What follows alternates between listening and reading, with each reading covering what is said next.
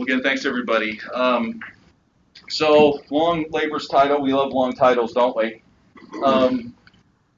So one approach to govern them all. I was gonna have like a little picture of Lord of the ring, but I was like, it may not be appreciated, so let's not do that. Embracing and effectively using technology to deploy learning environments with the 3Ds. The 3Ds. What I think is so fascinating is, I think Sarah touched on this. And this may seem very, very rudimentary when we get to the heart of it, and I really want your feedback. I've been working on this for a little over a decade, and I guess it all began when I was teaching or co-teaching a language methods course, and we were doing the technology component. I'm a world language educator by training. And we're working with our students with technology, and they all had different technology. They all had all this different stuff, and you can't support everybody's different technology. And this was 11, 12 years ago. So to jump in, arrow. Just thread the down. Thread the down. All right, so kind of quick overview. We're talking about what technologies we're using. Introduce the 3Ds, the heart of the matter. Talk a little bit about socio-cultural story, what 3Ds actually address, and then bringing the 3Ds into your classes. Don't whistle at me. Don't kick me out yet. Don't give me the hook. No, that wasn't the hook. I was trying to turn off my sound. So the first thing is let's just kind of shoulder partner up here and just chat. What kind of technologies, hardware, software are you using to teach? What are you doing? Chat with the person next to you. What are you doing? What kind of technologies are you using? What kind of technology do you use? We're all using Canvas, right? We're all using Canvas, iPhone, iPads, computers, all sorts of apps. I guarantee you we're all using tons of stuff, and it's different. It's going to be different. And even if it's the same, the way we use it is different, right? So that's what I was trying to get out of this, and I appreciate your patience here. And everyone here knows more about technology than I do. I'm old school, and yeah, okay. Okay, so my thinking again is that, I'm inundated all the time in my field with how to use particular technologies, specific technologies for teaching applications.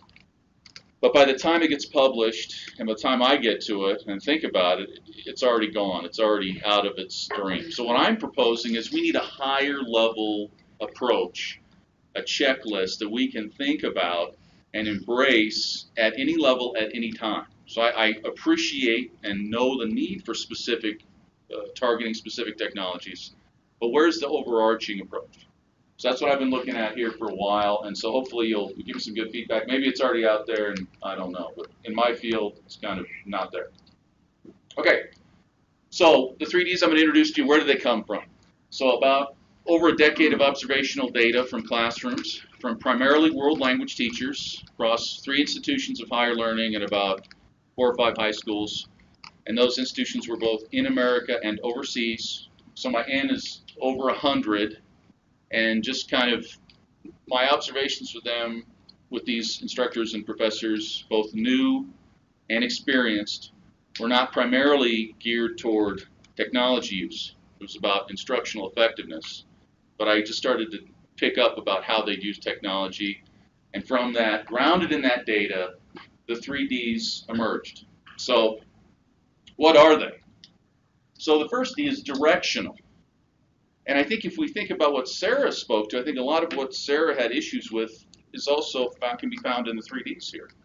So the first one's directional. So technology needs to be directed at your students, okay? And if it's not, we're going to have problems, right? So it needs to be directed. It needs to engage, create interest. A lot of times I'd say you see a video app, or you see a PowerPoint, or you see an overhead projection, and it's just kind of out there, and it doesn't relate back to students. One concrete example of directed at students would be maybe Sarah had her thing up about a Google Doc, and she had some Google Docs printed out. And so then you'd see it in the technology space, but it would be projected and directed into the physical space, and then it can be passed around and students can interact with it. That would be one concrete example of what I mean by the first D of directional, to be directed at the students. Has to capture their interest, has to be projected into their world. The second D is developmental. How many times, and this frustration is, we got technology, it was not created for educational application. And so we have to suffer the limitations imposed upon us by the technology. This D is I've seen instructors overcome that limitation, and they do that by creative modification of content. For me, my content was language. So how they would overcome perceived limits of whatever application of technology they're using and make it into broad. They don't let technology limit what they can do with it for learning, right? Okay. And the third D is decisive. And again, you'd see this several times, and we all deal with it. And I think Sarah touched on several of these already, is timing. Is this idea of decisiveness is pace. And how many times do we get involved with technology and it just grinds the class down, slows everything down? And so be decisive. Be in the moment with your application of whatever technology you're using.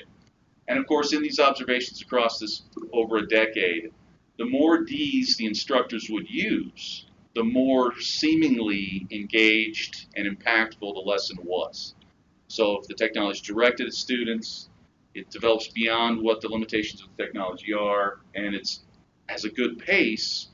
From my observational data, it seemed like students were more engaged. They're getting more out of it. They're more interactive.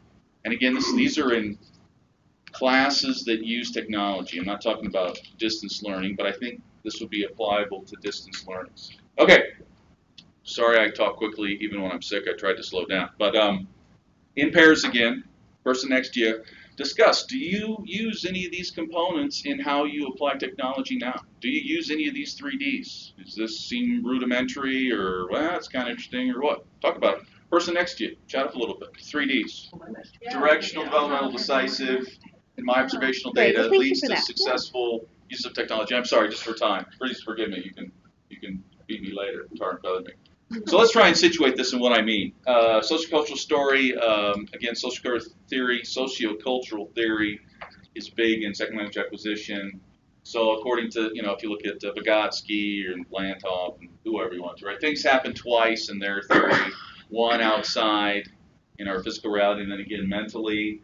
And so they suggest that our reality is mediated by physical and mental tools. So let's try and understand what that means. Let's take digging as an example. We dig with our hands, it's digging, right? Dig with a shovel, it's digging. Dig with a backhoe, it's digging. Digging with dynamite, it's digging. But how we do that is a totally different experience, right? If you're digging with your hands, you're going to have dirt in your nails and all these things. If you dig with a shovel, you're going to have blisters because you're using the wood on the handle. Dig with a backhoe, you maybe need to bring a bubble so you don't hurt your backside because you're sitting so long. And, your ears are going to hurt probably if you dig with dynamite. So again, these applications, are we consciously thinking about how technology is impacting our realities?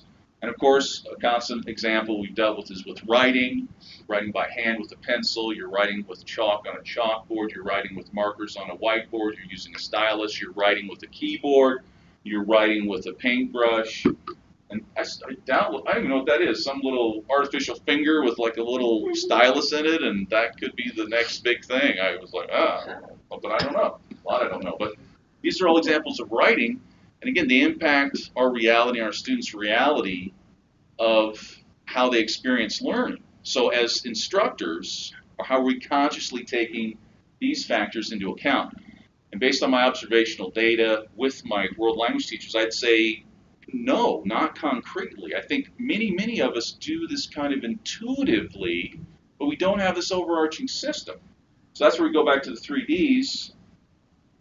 And, we aren't getting a lot of help from the socio-cultural theorists. They're just saying, hey, use technology, it's great. And I think there's a lot of great things with technology, but I think we need more help. And again, that's why I'm trying to help out with this theory of what I've seen. So the Ds, hold on. I'm trying to embed this then in just outside my own observational data. And from this source, Morgan and Oliveira's quick hits for teaching with technology, they talk about these. These are their main chapter headings of this thin volume is, promoting engagement. That's important, right, with technology. Providing access. Enhancing evaluation, becoming more efficient. These are their primary headings in this text. And I think, and maybe I'm seeing things, that the 3Ds are evident in each of these, right? Promoting engagement is what I see as directing technology to the student. Providing access is the idea of developing beyond the limits of the technology.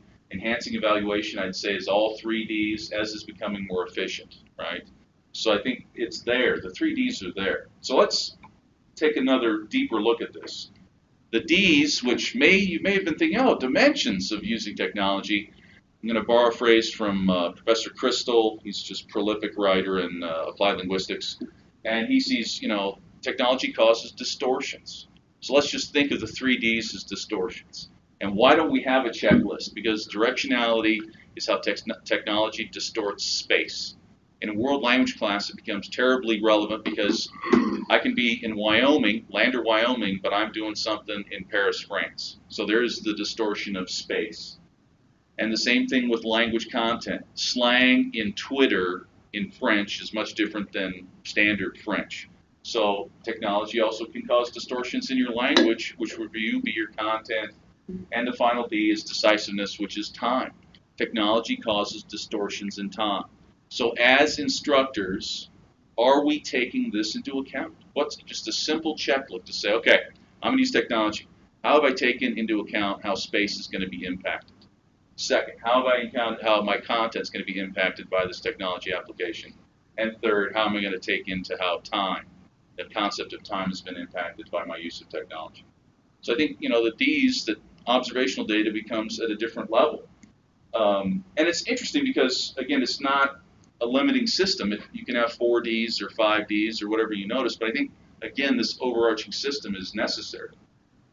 So again, directional is space, development is language or content, decisiveness is time. And again, are we taking these factors into account? And I'd say intuitively, many of us are, but not in a systematic way, not all the time.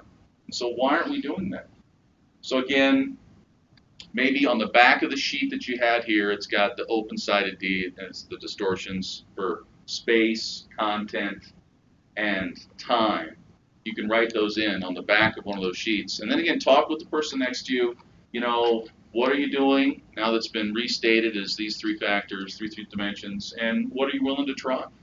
Chat up with somebody next to you right now. Is that okay, everybody? Or are we tired? We don't want to do that? You can rebel. You can say no. We're a small enough group. Let's probably just talk as a group. Okay, let's talk as a group then. Yeah. So across these three dimensions, what are you doing now to address these portions, and what are you willing to try? Now it's been restated as space, content, and time.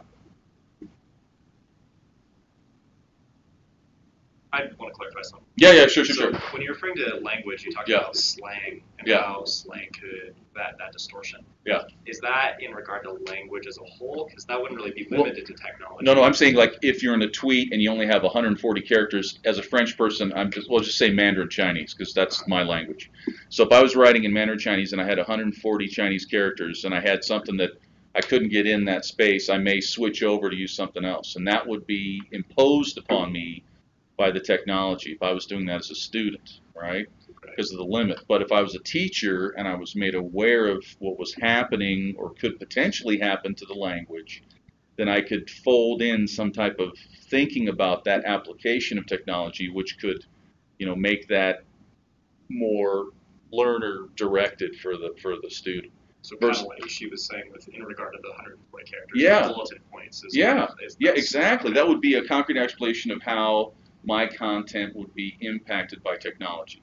I get what you're saying because there's slang that is used in technology intentionally, and there's that wrinkle too. So I think I get that's different. That's different. Yeah, great point.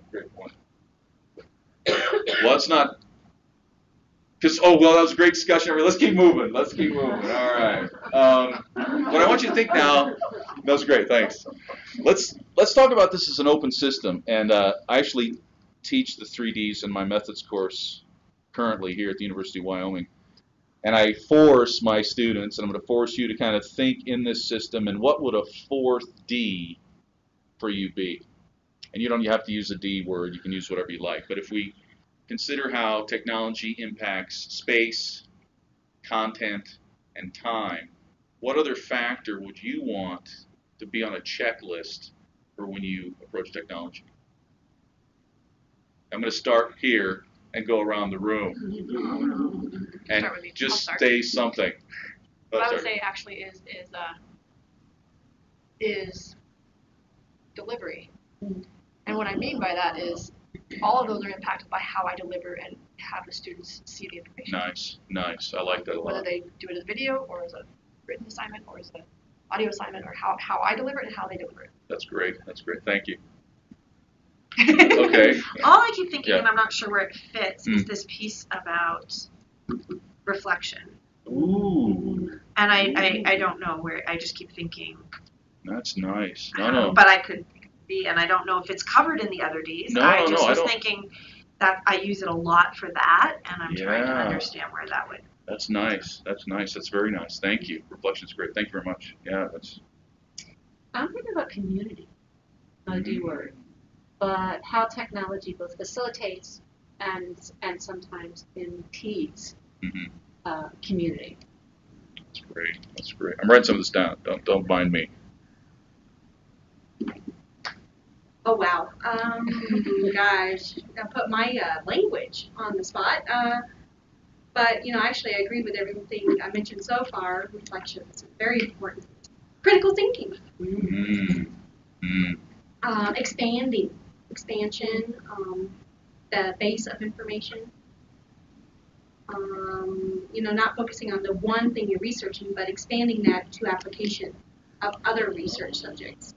I can't think of a word that means, all of what I just said. Oh, that's great. That's Maybe great. like intertwined, maybe? Yeah. Connected in this. That's great. I can't think of a D word though. I Yeah. really can't. Thank you. That's great. Fantastic. Presence. Somebody's got to facilitate all of this, right? So kind of like delivery here, or Maybe.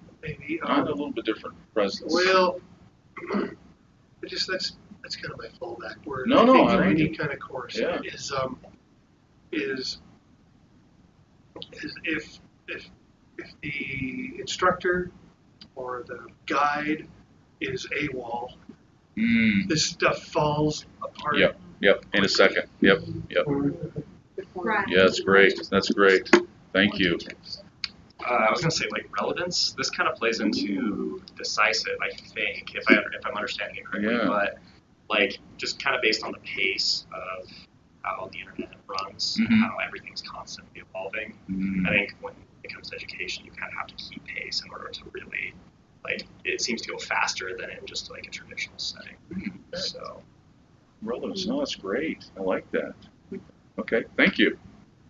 So the first thing that came to mind was development. And I was thinking when Sarah Lee was talking about how development of this course, or this type of teaching, is so different than what would be the classroom style teaching, and actually mixing community, I think that would really struck too.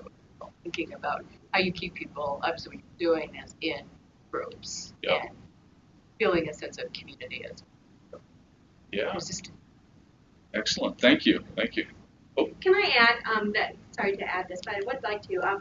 Community, I think, actually is perfect, especially here in Wyoming, being a rural state. Children who have disabilities are isolated everywhere.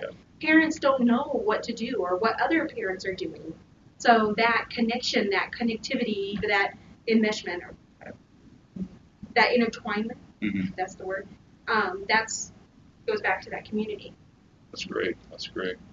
I see that with world languages too. A lot of the, Spanish speakers or Chinese speakers, there's very few and isolated all across the state. So I understand. Thank you. Yeah. Well, the most important thing, and I spent a lot of time thinking about ways to do that, should enable students to figure out what their special interests are or what their hobbies are, and encourage them to sort of bond together in groups that way. But this community's already taken that experience. Okay, almost everything is really gone, and experience kind of fits into time and into space as well. But sometimes we don't know until the semester's over if it's had a good or bad experience.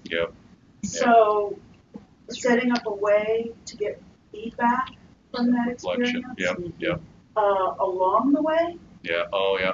Reflection, yeah, but reflection and feedback are different. Yeah. I think that, I mean, Yeah. they can They are. be Complement. related Yeah, and they yeah, can complement yeah. each other, but I think it's what No. you're And what I'm making me talking think, about Mary, is is you really not need to just think about it. not just about the experience. What I'm talking about is the experience. Mm-hmm. Okay, not just the experience of how much they're learning, but the experience of how they're fitting. Yeah. No. You know, That's great. If they have a disability that has not been picked up, you know, I think teachers need more intuitive and more engaged. You know, a lot of students complain. I sort of manage the data for student each semester, so And I'm sure a lot of it's from my class. I see a lot of complaints, but they don't feel the teachers are really engaged. They don't feel the teachers really care about what they're doing. They really care about what they're up to. So even if it means picking up the phone and calling a student on a Thursday night or on a Saturday morning or whatever to touch base with them, to make a personal connection, No. it affects their experience. Yeah. That's great. Limitation, something technology can't do. So. Right. That sort Great. of falls into, it falls into everything. Yeah. But Humans. it's important to be a human being Yeah. and to treat students, even if they're in a totally online class. Yep. That's great. Thank you so much. I totally agree with that. It's unfortunate. I see more and more separations amongst people, isolations, and they're depending on technology too much. So where are they getting that socialization, social skills that need to be developed? I see deaf people socializing and connecting together. They'll in the 70s and the 80s and the 90s, but they would really get together and socialize. But once technology started, they became more isolated and spread out, the deaf individual. They wouldn't really gather anymore together as it once was. So I see Hearing Society doing some things very similar as the deaf culture. I kind of resist technology. I resisted it for a long time, but I feel like I'm kind of pressured to give into that technology now. But I think we need to develop those social skills and respect for our individual and empathy for one another and understanding of one another. I don't see that much anymore because I think technology is so related to that head information, that knowledge that you're getting. And maybe that's the attitude people have, just connecting abstractly to one another. I just read it wasn't a research article, but I read an article yesterday starting to talk about Generation Z, right? The kids that are now like 15, 16 and younger. But what they're saying is that group actually is Zombie. no, they're much more social. They use the technology and they connect by a distance a lot, but they also connect in person a lot more. Like we have that one generation in the middle. I've noticed that as well. Yeah. And they're saying that they have that one generation in the middle that is really connected through technology and has lost some of the other, but that this next generation coming, the Zs, I don't know what they'll end up calling them, but the next generation is actually doing both. I mean, I think they grew up with the other, and now it's not. Now they kind of do everything better. They can communicate better. So personally, I believe I'm kind of afraid in the future that maybe when I'm retired or when I go to a nursing home, who's going to take care of me? These individuals out there, will it just be a robot? Like technology? I'm sorry, that's just my personal perspective. I have no idea what's going to happen. I can't predict that. But how are those things happening from the 60s, 70s, 80s? Things, now things are scaring me. I think social people need to be social dependent, and not. I need the positive social interaction rather than that just negative. Just to check. Well, I really think that's what I'm trying to do, or thinking about this overarching system is a way to mediate technology as a tool to then get through it and then get to the student. I really see that's what this system is attempting, because in my outreach class when I did it, I was very discouraged because it seemed like students, I was inundated with help for technology support. Now, I appreciate and respect technology, but I love my content. I don't necessarily love making or trying to figure out how to make technology work. So I think with this checklist or whatever, this 3Ds, I think I can mediate that understanding of I need to think about how to regulate the technology so I can get to the learner and I don't get bogged down in how do I hit the reply button, professor, tell me what I need to do what type of file do I need for this? And it's like, so if I take that into account concretely, these technology aspects, the distortions, then maybe that's going to help me. Sorry, thank you. Did Yeah. you know there's an orientation course on web? Yeah, well, I've been there. Okay. Yeah, and I tell them to go there too. That's And where yeah, what you could do Yeah. as alternative. Yeah. Getting bogged down. Yeah. In that. I that's in my system now. Yeah, built it in. So, yeah, D. You got a D. I have a D. All right. It goes along with distortion. I think it's due dates. Due Ooh. dates are so, well, not always, but so dependent on technology. But that's usually, the technology fails, and then you need attention Yes. as a student. And it's a group project, the technology fails, and you can't communicate with the group.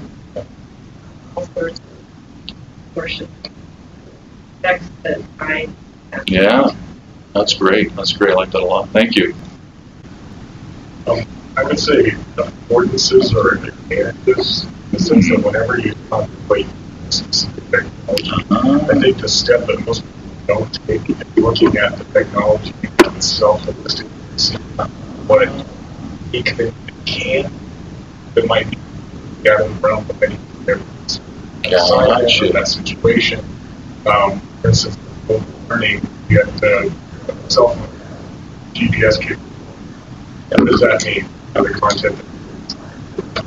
That's great. You know, it's a second or third level up, Yep. but Well, in world languages, a teacher just told me at the high school, she has her students switch their phone, because everyone has phones at the high school, switch their phones to whatever language they're in. So they're always looking at their phone, and it's in French, or it's in German, or it's in Spanish, and just repetition and seeing that in technology, you're getting that rich input, and that's a different use of technology. That's a great advantage. Yeah. Thanks. Thank you, everybody. Just for time, let's kind of keep going ahead. So, again, I really think there's some legs here with the 3D system of thinking about space, your content, and time, and turning that into a concrete technology checklist.